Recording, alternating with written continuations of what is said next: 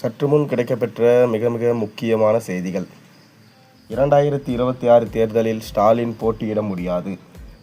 சற்று முன் பரபரப்பு. தமிழக முதல்வர் மு.க. ஸ்டாலின் கடந்த 2006 முதல் 2011 வரை நடந்த திமுக ஆட்சியில் துணை முதல்வராய் இருந்தவர். அப்போது அவர் 1000 விளக்கு தொகுதியில் சட்டமன்ற உறுப்பினராய் இருந்தார். இந்த 2006 முதல் 2011 வரையிலான திமுக அரசுக்கு எதிரான மனநிலையில் தமிழகம் முழுவதும் மக்கள் இருந்தாங்க. இதனால் தமிழகம் முழுவதுமே திமுகவுக்கு ஒரு பாதகமான சூழல் உருவானது. இப்படி ஒரு சூழலில் துணை முதல்வராக இருந்த மு.க. ஸ்டாலின் 2011 தேர்தலில் கொளத்தூர் தொகுதியில் போட்டியிட்டு வெறும் 2244 வாக்கு வித்தியாசத்தில் மட்டுமே வெற்றி பெற்றார். அவரை எதிர்த்து போட்டியிட்ட அதிமுக வேட்பாளர் சைதை துரைசாமி மிக குறைந்த வாக்கு வித்தியாசத்தில் தோல்வியடைந்தார்.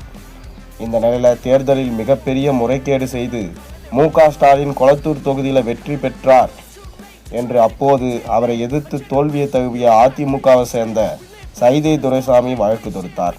நீண்ட காலமாக இந்த வழக்கு பல கட்டங்களை தாண்டி வந்த நிலையில் தற்போது இந்த வழக்கு உச்சநீதிமன்றம் சென்று தற்போது இறுதி கட்டத்தை எட்டியிருக்கு. இந்த நிலையில் இந்த வழக்கு விசாரணை கடந்த முறை வந்தபோது முதல்வர் மு.க. ஸ்டாலின் தரப்பில் சுமார் 16 மூத்த வழக்கறிஞர்கள் ஆஜரானாங்க.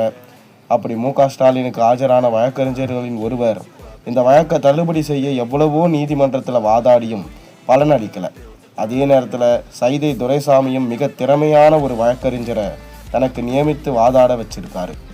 இந்த நிலையில் 2011 சட்டசபை தேர்தலில் தற்போதைய முதல்வர் மு.க. ஸ்டாலின் அப்போது முறைகேடு செய்துதான் வெற்றி பெற்றார் என்பதற்கு தங்களிடம் நிறைய ஆதாரங்கள் இருக்கிறது என நீதிமன்றத்தில் தெரிவித்த சைதை துரைசாமி தரப்பு வழக்கறிஞர், இதை சமர்ப்பிக்க எங்களுக்கு 2 நாட்களாவது நீதிமன்றம் நேரம் ஒதுக்க வேண்டும்.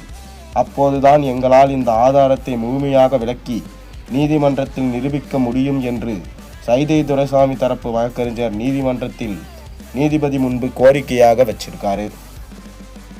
இதனைத் தொடர்ந்து நீதிபதி வரும் ஜனவரி மாதம் தொடர்ந்து 3 நாட்கள் மாலை 2 மணி முதல் 4:30 மணி வரை என தொடர்ந்து 3 நாட்கள் 2 மணி நேரம் நான் ஒதுக்கி தருகிறேன் என்று தெரிவித்து வழக்க வச்சிருக்காரு. இந்த நிலையில் கொளத்தூர் தொகுதியில் முதல்வர் மு.க. ஸ்டாலின் 2011 வெற்றி பெற்றதிலிருந்து மிக பெரும் முறைகேடு நடந்திருக்கு என சைதை துரைசாமி தொடுத்திருக்க வழக்கு தற்போது இறுதி கட்டத்தை எட்டியிருக்கு.